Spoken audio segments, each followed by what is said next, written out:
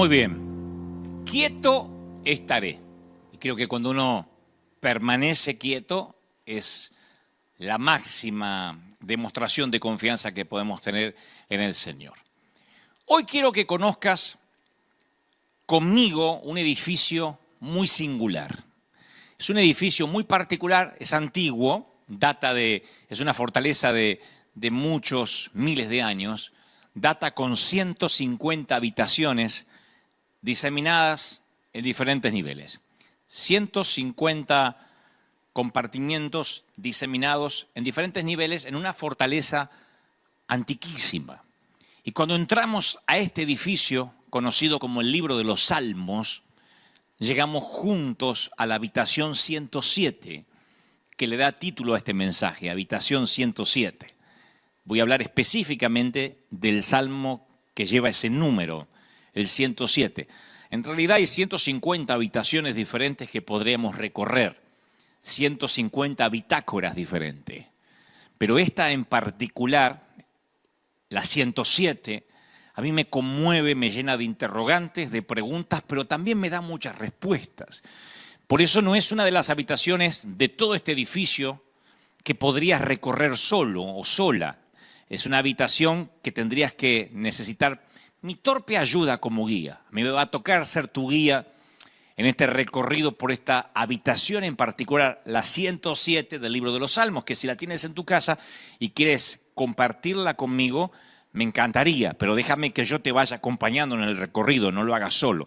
Te pido que te mantengas con el grupo, que no te aísles y por favor, por respeto a los que sufren, no están permitidas las fotografías o las filmaciones dentro de esta habitación.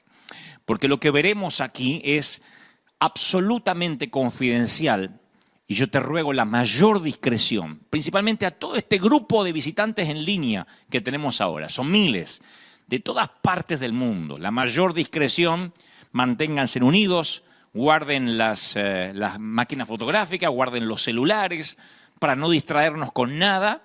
Y yo voy a conducirte por esta galería que provoca reflexión principal y esencialmente en este tiempo. Necesitamos entrar a la habitación 107 del edificio de los Salmos y vamos a quedarnos meditando en algunos cuadros que engalanan las paredes de ese sitio, porque dentro de la habitación 107 hay 4 cuadros, cuatro obras de arte cuidadosamente realizadas por un artista cuya gran inspiración es presentar 4 grandes desafíos de la vida. Es una obra maestra, llena de emoción, llena de simbolismo. Pero yo quiero que comencemos nuestra gira e insisto, me sigas. No te muevas, no permitas que nadie hable ahora en tu casa, en la sala, porque si te pierdes uno de los cuadros, posiblemente te pierdas lo más importante que Dios tenga para compartirnos hoy de la habitación 107. Yo me atrevo a decir sin complejo mesiánico, ni mucho menos, que lo que Dios nos va a hablar hoy va a ser determinante, va a ser un manual de vida, va a ser un diario de viaje para lo que nos resta, Dios mediante poco menos que antes, de pandemia. Para lo que nos resta de este momento que estamos viviendo y atravesando en todo el globo. El Salmo 107 es un canto a la amistad y a la fidelidad de Dios. Es un himno de acción de gracias, es un himno de liberación. Y en los versículos del capítulo 107 del Libro de los Salmos, en los versículos que se extienden del 4 al 32, vamos a encontrar 4 palabras que describen las circunstancias que el pueblo de Dios enfrentó a lo largo de su viaje.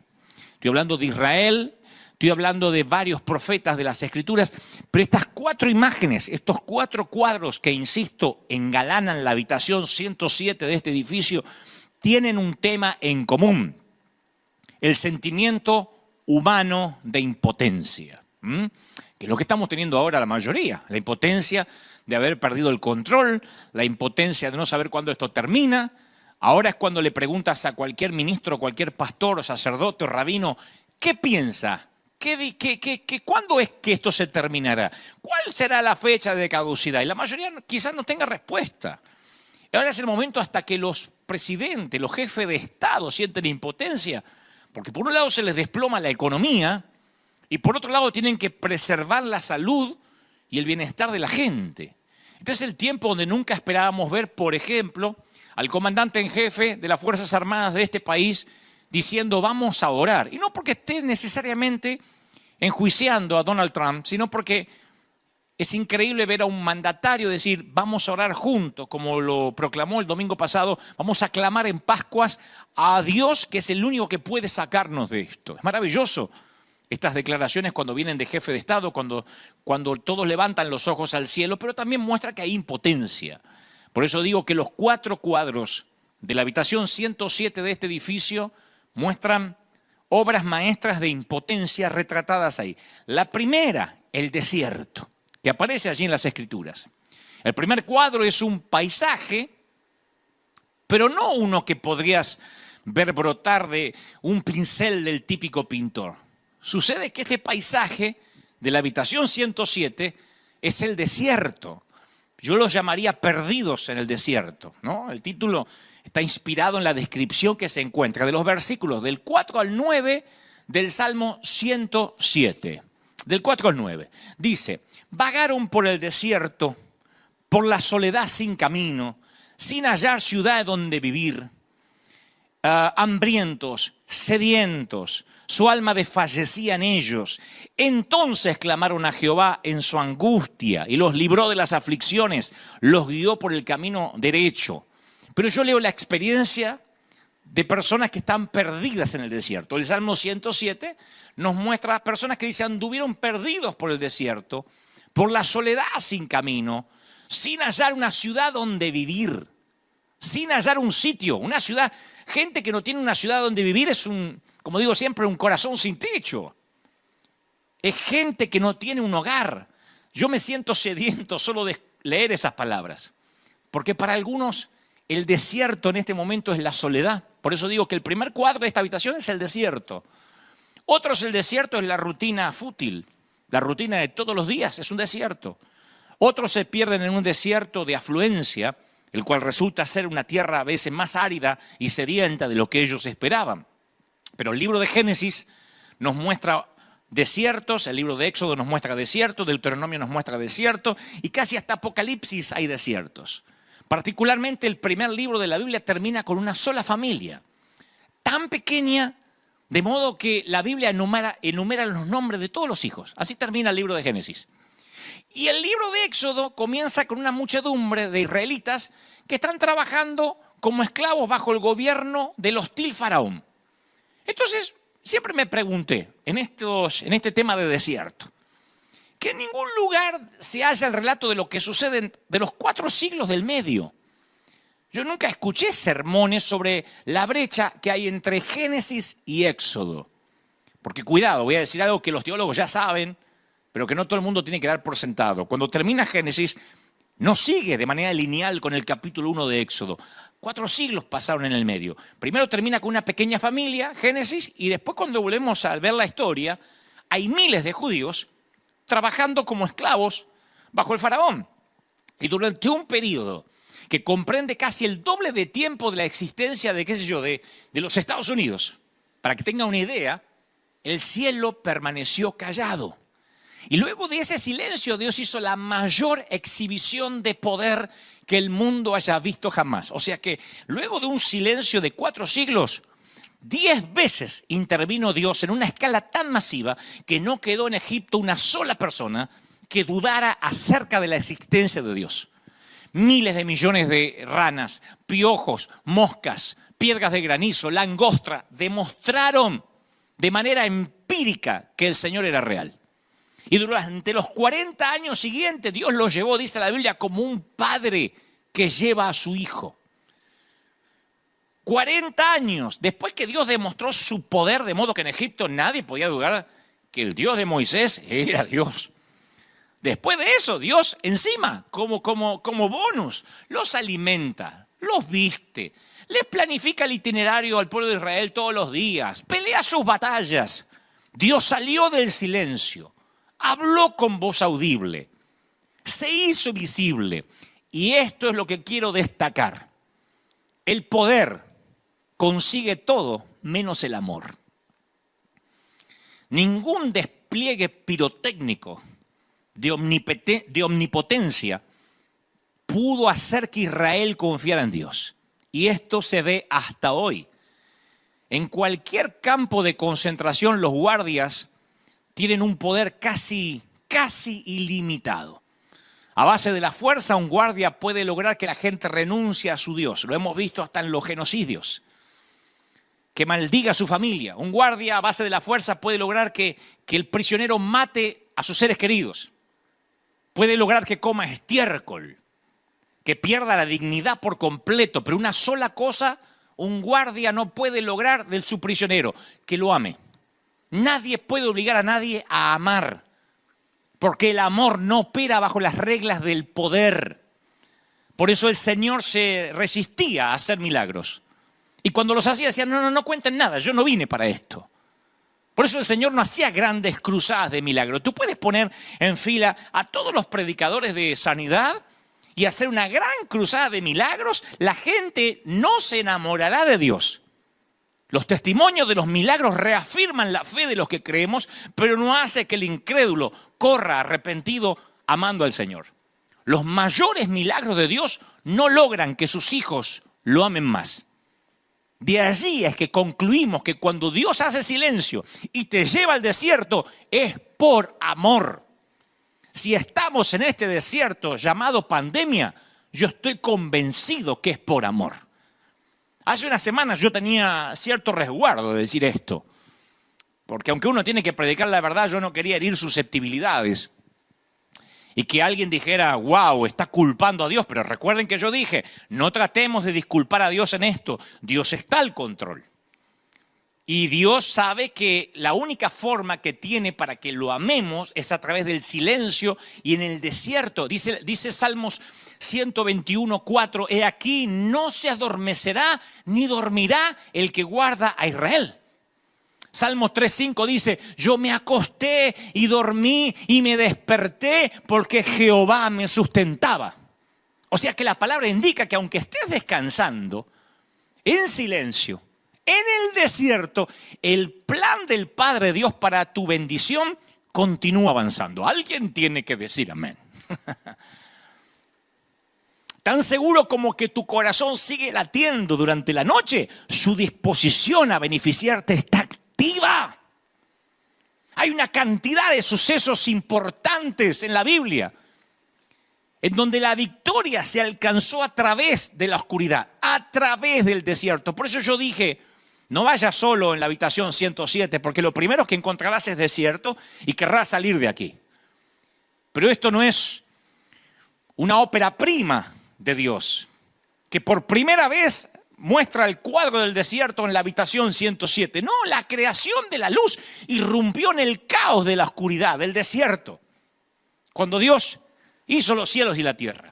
Jacob luchó durante toda la noche en el desierto. La liberación de Israel en la Pascua ocurrió de noche. La batalla de Gedeón comenzó en la mitad de la noche. La cruz de Jesús quedó inmersa en un cielo negro y oscuro, aunque era mediodía. Es como le decimos a los chiquititos, a los hijos. Hijos, los tiempos de oscuridad son para que descanses. Mirena dice, no apague la luz, no apague. La oscuridad es para que descanses. Quiero que me escuches bien, sea que estés viviendo en Madrid, en Brescia, Italia, sea que estés en Nápoles, sea que estés en Ecuador, donde ha golpeado esta pandemia como nunca antes. La oscuridad y el desierto es para que te quedes quietos y reconozcas que Él es Dios. No estoy minimizando lo que está ocurriendo, déjame avanzar. Lo que digo es que el silencio, el desierto, es para que reflexionemos, reordenemos las prioridades y fundamentalmente para que Él nos demuestre su amor. Una de las piezas de música clásica que más se han interpretado en el mundo es la Sinfonía número 5 en Do menor de Beethoven. La reconoce de inmediato por su emblemática apertura, ¿no? Son 4 de las notas más famosas de la música occidental. Es inmediato, todo el mundo hasta se han hecho memes o chistes o humoradas, pero todo el mundo reconoce esa sinfonía, ¿no? Con sus primeras notas. Pero ¿sabías que en realidad comienza con un silencio de corchea justo antes de la primera nota? Y aunque resulta difícil discernir la intención original de Beethoven, el silencio de corchea sirvió o sirve como amortiguador de sonido.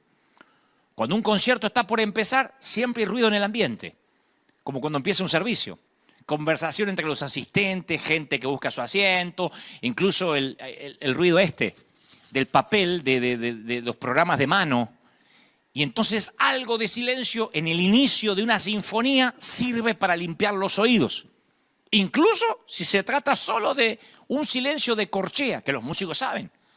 Es el silencio que prepara para la sinfonía. Y lo mismo, mi querido, mi querida, lo mismo vale para nuestras vidas. Yo creo que nos hacía falta en el planeta un silencio de corchea. En especial si queremos que nuestras vidas sean sinfonías de la gracia de Dios. Yo hasta recomendaría un silencio de corchea una vez al año, no como este. Pero un silencio de corchea verdadero que nada se parece a irte de vacaciones cargando la sombrilla y la neverita y los chicos y el griterío y cargar en un avión y el estrés. No, yo hablo del silencio que te obliga a pensar, a reflexionar, a encontrarte con tu carácter, con tu miserabilidad. Momentos de ordenar pensamientos, contar las bendiciones, contabilizar nuestra vida, hacer un conteo, reagruparnos, ver los daños, cómo seguimos. Por eso dije una vez que yo sospecho que la vida no son claros con algunas junglas. La vida es una jungla con algunos claros. Y algunos de esos claros en la selva somos llevados hasta ahí como un silencio de corchea a la fuerza, a un desierto que nosotros no hubiésemos planificado. Israel solo tenía que cruzar la península del Sinaí, poco más de 300 kilómetros. Podían haber hecho el viaje en 3 semanas, está confirmado. Quien mira un mapa, quien sabe de geografía, sabe que en 3 semanas, menos de un mes, Israel llegaba. Cruzaba la península y ahí llegaba a la tierra prometida. Pero dice las Escrituras que cuando el faraón dejó salir a los israelitas, Dios no los llevó por el camino que atraviesa la tierra de los filisteos, que es el más corto, porque Dios dijo, si se les presenta batalla, podrían cambiar de idea y regresar a Egipto. Éxodo 13:17. Tal vez se le ponga fea la cosa y estos todavía no están con carácter para mantenerse. Estos tipos habían esperado 400 años este día y el GPS lo lleva por otro lado. El GPS lo lleva por la ruta indirecta. Yo tengo un mensaje llamado la ruta indirecta. Resulta que la columna de nube va por el camino equivocado en teoría. En lugar de ir al nordeste se mueve hacia el sur. Porque el camino de Dios por lo general nunca es el más rápido. Pocas veces es el más fácil, pero siempre es el mejor camino. Yo sé que a veces oras y no hay respuesta. No sientes sentido de cercanía. Tu alma se siente árida, estéril. Por eso digo, yo no estoy subestimando lo que sientes. Estoy hablándole a los que ahora dicen, sabes, yo no estoy en el desierto está en mí. Y es verdad, no estás en el desierto está en ti y la arena se te metió en lo profundo de tu ser. Y ahí es cuando en algún momento la Biblia se vuelve tediosa, cuando cuesta orar, cuando hay tedio en leer las Escrituras, no sientes la presencia de Dios y experimentas la sequía espiritual del desierto. Si recuerdas algo de gramática o de lenguaje, alguna vez aprendí, todavía me lo estaba acordando esta semana, que hay palabras que son opuestas, pero que se combinan en una misma frase y eso conforma un oxímoron. No sé si alguien se recuerda del colegio. Oxímoron. A nosotros nos decía la maestra, son cuando 2 palabras opuestas concuerdan en una frase, pero leídas parece una contradicción. Como por ejemplo, pequeño gigante. ¿Quién nos han dicho, este es mi pequeño gigante? Si viniera un extraterrestre diría, explícate mejor. Si es pequeño no es gigante. Pero quien lo dice sabe exactamente en la metáfora que intenta decir. Hay otros oxímoros que son más cómicos. Eficiencia burocrática. Microsoft funciona. Hispanos puntuales. Suegras amorosas. Argentinos humildes. No sé. Yo pienso que un oxímoron es cuando son dos palabras que no tendrían que estar allí, pero por alguna razón es una licencia gramatical, ¿no? En mi opinión, es una licencia que uno se permite más en el ámbito de las poesías, ¿no? Más que de la prosa. Y cuando la Biblia menciona un cristiano tibio, yo creo que es el oxímoron por excelencia. ¿Qué es un cristiano tibio? Podría decirse que es alguien que cree en Cristo, pero que no se diferencia de la gente que no cree en Cristo. Dios podía darle la victoria contra los enemigos si los llevaba por la ruta directa a Israel, pero todavía no creían en Él. Eran cristianos tibios. Y bastó una noche para sacar a Israel de Egipto. En una noche salieron, pero necesitaron 40 años para sacar a Egipto de Israel, para sacarles a Egipto acá. Entonces, mi querido, voy a profetizar algo. Porque después dicen, pero vos dijiste que no eras profeta. No, no me considero profeta ni jamás me haré llamar así, porque si lo fuera ni siquiera quisiera hacerlo. Pero el desierto va a durar hasta que nos saquemos la incredulidad de adentro y lo amemos incondicionalmente. Yo creo que nosotros mantenemos a Dios en el desierto, Dios no nos mantiene allí. Lo diré otra vez, tú mantienes a Dios en el desierto, no es Dios quien te mantiene ahí. No hay un solo día desde que esta etapa, esta temporada difícil comenzó en que no le pregunte a Dios si la respuesta a todo lo que nos está ocurriendo, la respuesta a la caducidad, al término de esto, lo tiene la iglesia.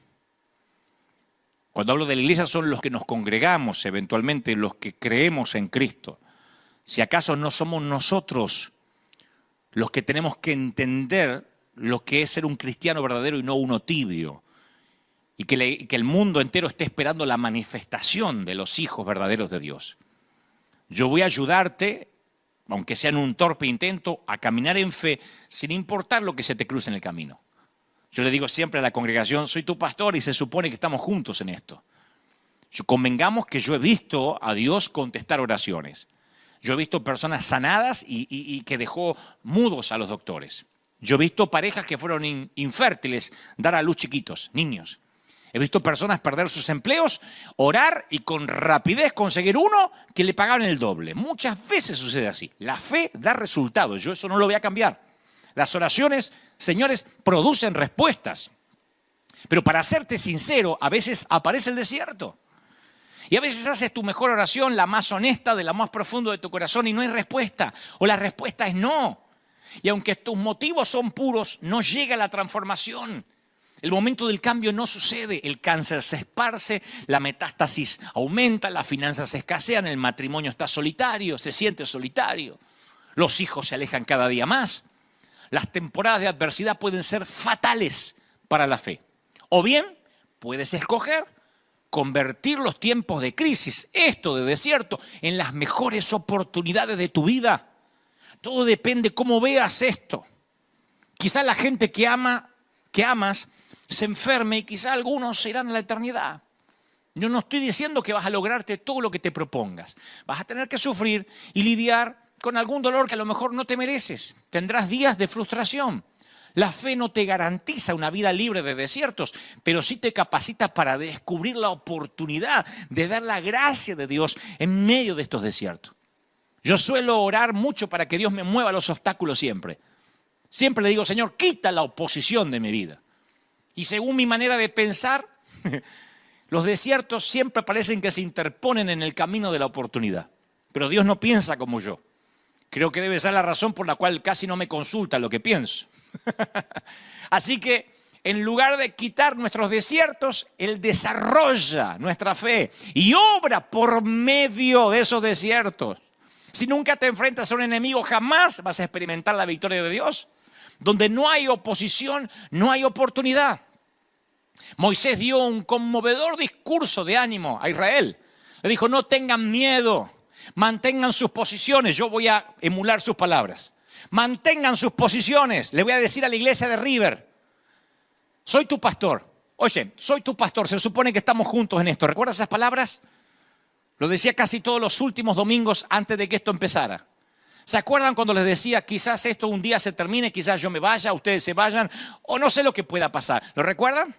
Pero siempre terminaba diciendo, pase lo que pase, soy tu pastor y estamos juntos en esto, no dejaré a nadie atrás. Vivos, heridos o muertos, los llevaré a casa. Es mi responsabilidad. Entonces adhiero a las palabras de Moisés. Mantente en tu posición. Tú serás testigo de la salvación que el Señor realizará a favor de ti, de ustedes, de tu familia. Y a esos egipcios que ves hoy, en forma de coronavirus, en forma de pandemia, jamás los volverás a ver. Éxodo 14:13. Yo estoy disfrutando esto. Dios quiso que su pueblo jamás olvidara el significado de los momentos de desierto, de crisis. Te guardo las espaldas, dice el Señor. Estoy contigo. Estoy peleando por ti. Nunca te voy a fallar. ¿Y cómo comenzó? Con una crisis, con un desierto de arena, como resultado de una batalla en el grueso de la adversidad. Todas las buenas historias comienzan con adversidad. Por supuesto, no escogeríamos escribir nuestras historias de esa manera. Queremos que nuestras historias salteen la promesa de liberación a la fiesta de la tierra prometida. Nos gusta ver cómo otras personas cruzan el Mar Rojo con un imperio persiguiéndoles, pero nosotros preferimos que Dios construya un puente por encima de nuestras aguas turbulentas y destruya a nuestros enemigos antes que se acerquen demasiado. Y no funciona así, la vida no funciona así. Porque nunca vería lo fuerte que es Dios si tu vida no tuviera oponentes que Él tuviera que vencer. Ahora necesitamos a Dios, el mundo entero necesita a Dios. Alguien me dijo alguna vez, no me gusta la iglesia que se pueda explicar con un método. ¿Por qué crecieron? Por la célula. ¿Por qué crecieron? Por el método del G12. ¿Por qué crecieron? Por el método del G14. A mí me gusta cuando no es explicable, porque significa que tuviste que meter a Dios en la ecuación para que resultara. Y ahora esto, para que esto se resuelva, lo que está ocurriendo, necesitamos a Dios. Este es un digno oponente para que Dios solo pueda intervenir. Porque ni siquiera los hospitales del mundo, los más avanzados, ni el país que se supone el más poderoso del mundo, pudo librarse de la afección. La visión no se ajusta a mi agenda. Si lo hiciera, no sería necesaria la fe. Si todas tus oraciones fueran contestadas, en el momento en que tú las hicieras, comenzarías a poner tu fe en el poder de la oración en lugar del poder de Jesús. Y adorarías la oración, en lugar de adorar a Jesús. Pregúntale a Josué. Dios le dijo que tendría éxito donde fuera, donde pise la planta de tu pie. ¡Qué promesa fenomenal! Pero ¿qué sucedió en el medio? Tenemos que tener en cuenta la incertidumbre, la ansiedad, los cambios, el sacrificio que vinieron incluidos en el paquete. La historia detrás de la gloria. Eso se denomina proceso. Entre la promesa y la paga siempre hay un proceso. Sin el proceso no hay progreso. Si no sabes cómo procesar el proceso, es probable que no logres llegar a tu tierra prometida. Muchos pierden la recompensa porque desfallecen en este proceso. Por eso manténganse ahí, manténganse en sus posiciones. River, no se muevan. Los que no son de River y me están teniendo ahora como una voz pastoral, no se muevan de ahí, permanezcan firmes. Es parte de la naturaleza querer saltarnos de la promesa a la paga. ¿Quién no quiere llegar enseguida a lo bueno? Pero el proceso es invaluable. El proceso es un tiempo de fortalecimiento. El proceso es el lugar donde aprendes a depender de Dios. Y más importante que eso, el proceso es la forma en la que creemos que Dios es fiel, en la que nos aseguramos que Él nos ama. Y en realidad ese es el punto. Creer y crecer, creer y madurar. Una de las cosas que más me irritan a mí es cuando alguien me arruina la trama de una película, de una serie que estaba planificando mirar. Cuando te espolean el final de una película estás fregado. Pero cuando me cuentan, claro, porque me cuentan, te cuento, en esa serie, ¿te la viste? En la 4ª temporada el tipo se muere. Y me arruinaron la experiencia. Uno quiere sentir la tensión, el suspenso, la trama es el punto. Y si la dinámica se aplica a nuestra relación con Dios, y si el proceso fuera el punto, y si todo lo que Dios quería hacer fuera llegar, no al final feliz, sino que disfrutáramos el proceso. El proceso es el caldo de cultivo de la fe. Él quiere que aprendas a caminar por fe y no por vista. Y no puedes aprender eso sin transitar el desierto. ¿Qué te parece? Primer cuadro, el desierto. No te asustes que no tomaré tanto tiempo con el resto de los cuadros. porque sé que esta habitación 107 asfixia un poco. Pero sigamos el recorrido por la habitación 107. Vimos el desierto, ¿no? El desierto puede parecer un tema extraño para un cuadro, pero el versículo 10 del Salmo 107 ofrece uno menos propicio todavía. Es el cuadro de un grupo de prisioneros. Dice, yacían en tinieblas y sombras de muertes. El versículo 10, aprisionados en aflicción y en hierros. Siempre pienso que mi principal ministerio es ayudar a la gente a salir de la cautividad de la mente. Es uno de los milagros más grandes.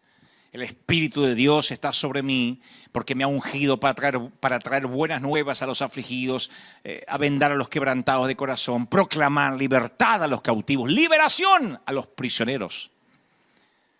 Y a veces pienso cómo pudo haber sido la vida antes de la caída. Porque la Biblia habla de desierto, pero también habla de cárceles. Antes de la caída, yo siempre me imagino cómo habrá sido la vida en el huerto. Uno de los principales trabajos que Dios le dio a Adán fue ponerle nombre a los animales. Le debe haber costado años de investigación y exploración ese proyecto, ¿no? Los animales no desfilaron delante de él y él iba diciendo jirafa, hipopótamo, vaca. No, Adán habrá tenido que descubrirlos en su hábitat natural. Se habrá topado con alguna estampida de búfalos, un grupo de cabras monteses subiendo por los riscos, una carga de rinocerontes. Pocas cosas se pueden comparar con la emoción de ver un animal salvaje en su hábitat natural. Por eso algunos aman los safaris, los que pueden hacerlo. Un animal haciendo aquello para lo cual fue creado, sin civilizar, sin domesticar, sin enjaular. Y cuando experimentas esos safaris con animales salvajes, tu gusto por el zoológico queda arruinado para siempre. Porque un animal enjaulado es demasiado seguro, demasiado predecible, demasiado aburrido. Yo siempre me pregunto si las iglesias no le hemos hecho a la gente lo mismo que hacen los zoológicos con los animales. Yo amo la iglesia local, pero con frecuencia sacamos a la gente de su hábitat natural y tratamos de domesticarla en el nombre de Cristo. Eliminamos los riesgos, no te contamines con el mundo, anulamos los peligros, no tengas comunión con las tinieblas. Y al final tenemos un montón de cristianos enjaulados. Y en el fondo todos anhelamos algo más, pero nos acostumbramos a la seguridad de la jaula. Por eso es arbitrario que allí en la habitación 107 aparezca el desierto, porque en este momento muchos viven el desierto, pero otros viven el encierro, la prisión. Para en algún punto de nuestro peregrinar espiritual, la jaula nos hace sentir prisionero y nos deja de satisfacer. Tenemos como una añoranza primitiva, por estar fuera de los barrotes. Y la jaula se abre cuando entendemos que Jesús no murió para mantenernos seguros, sino para hacernos más peligrosos. No hay problema con pedir un vallado de protección alrededor. No hay problema con decir, vamos a cubrirnos. No hay problema, pero ¿cuándo fue la última vez que oraste para que Dios te haga un ser humano viral? Pero no viral porque transmites un virus nocivo, viral porque transmites vida. A mí me gusta terminar nuestros servicios y sentir que envío al batallón del ejército de Dios a su hábitat natural a causar estragos. Siempre les digo, vayan, sean artistas, conquisten Hollywood, conquisten Broadway, conquisten las salas de conferencias, escriban leyes, escriban libros, gánense el Pulitzer, Nobel, gánense, no sé, el premio Tony en el teatro, vayan a por lo mejor. Siento que los envío a sitios peligrosos. Una vez le pregunté al público, le digo, ¿ustedes creen que los ángeles tendrán la capacidad de aburrirse? Y se quedaron absortos como algunos ahora en la casa. Yo digo, porque algunos ángeles asignados deben tener una vida tan aburrida, porque están asignados a gente aburrida. Algunos son tan aburridos que sus ángeles se le aburren. Bostezarán tus ángeles asignados. ¿Desde cuándo se ha vuelto seguro seguir a Cristo? ¿No será que algunos confundimos el seguir a Cristo con el sueño americano? Digo, los que vivimos en este país. Siempre puedes escoger la seguridad de una vida predecible en la jaula de la religión, pero no eres el único que sale perdiendo. Cuando nos falta valentía de salir, el costo es escalofriante. Muchos podrían quedar atascados en la pobreza, en la ignorancia, en el sufrimiento, en el pecado, porque tú no te animaste a salir de la jaula. Esta es una decisión de ser parte de algo más grande que tú mismo. Yo agradezco que este tiempo, por lo menos aunque no nos gusta, Dios abrió la jaula, cerró nuestros templos para que tuviéramos que salir de algún modo, salir o a repartir comida desde arroz, frijoles o a salir a través de la web. Porque estar preso también significa que los barrotes pueden ser la religión, el tratar de agradar a Dios a través de la ley. Yo hablé de eso hace un par de domingos. Yo a veces me imagino cómo pudo haber sido la historia del hijo pródigo, especialmente en relación a su hermano mayor. Porque la Biblia termina ahí, que el hermano mayor se molestó, pero yo digo, ¿y si el hijo pródigo regresó a la casa? Digo como para completar la línea de puntos, tomándome una licencia hereje, ¿cómo pudo haber terminado mal la historia del hijo pródigo después que regresa a casa? Porque se acuerdan que el padre ordena que le traigan el mejor vestido, el mejor anillo, le da un anillo, un calzado fino. Y me imagino al hermano mayor diciendo, bueno, si papá no quiere hacer justicia, la voy a hacer yo. Así que encara al hermanito y le dice, mira, ese anillo, está bien, te lo dio mi viejo, nuestro viejo. Pero si lo querés llevar en el pulgar, vas a tener que merecerte ese anillo. Empezá a portarte bien y abrochate los cordones o te va a quitar los zapatos. Y que no se te manche la túnica, ¿eh? Con comida o te la vamos a arrancar. Imagino que le empiezan a dar un montón de leyes al hijo pródigo que regresó por gracia y ahora tiene ley. Y un día no aguanta la presión y el hijo pródigo sale corriendo. Porque el mantenimiento de la dádiva es una presión muy grande. Demasiados requisitos para ser amado. Y piensa, bueno, al menos en el chiquero nadie me presionaba. La cárcel de la religión bloquea las arterias de la gracia. Y algunos creen que tienen que ganarse el derecho a sentarse a la mesa. Como que Dios paga la matrícula de la redención, pero tú pagas las cuotas mensuales. Dios paga la inscripción con la cruz, pero tú pagas las cuotas mes a mes. El cielo te garantiza el bote, pero tú tienes que remar. Y la iglesia, y esto es una autocrítica, está infestada de hermanos mayores, más que de hijos pródigos, más que de gente rota. Las redes sociales están infestadas de hermanos mayores, enfermos de celo por los pródigos. Y cada vez que los hermanos mayores te empiecen a decir en dónde debes ponerte el anillo, póntelo donde quieras y dile, por la gracia de Dios soy lo que soy. Primera de Corintios 15:10. Por la gracia de Dios soy lo que soy. No sé si alguna vez, hablando de zoológico, viste una vez le conté acá a la gente, si vieron en el zoológico a los monos quitándose los piojos uno al otro. Horas se pasan los monos quitándose los piojos. Y a veces pensamos que ese es nuestro llamado. Sacar nuestra lupa, pincitas e intentar eliminar el último rastro de naturaleza pecaminosa ajena. Le llamamos celo por la sana doctrina. Vamos a ver los piojos del otro. Hay gente que ahora me mira para ver si tengo piojos y me los quiere sacar. Y mientras tanto el mundo que nos rodea necesita desesperadamente la gracia de Dios. La gente está hambrienta de lo que tenemos. Pero estamos demasiado enfocados en nuestros pecados como para darnos cuenta, demasiados presos en nuestras cárceles. Hemos sido cristianos enjaulados por décadas. Creemos que tenemos que ser perfectos si queremos ser eficaces y eso no va a ocurrir en este planeta.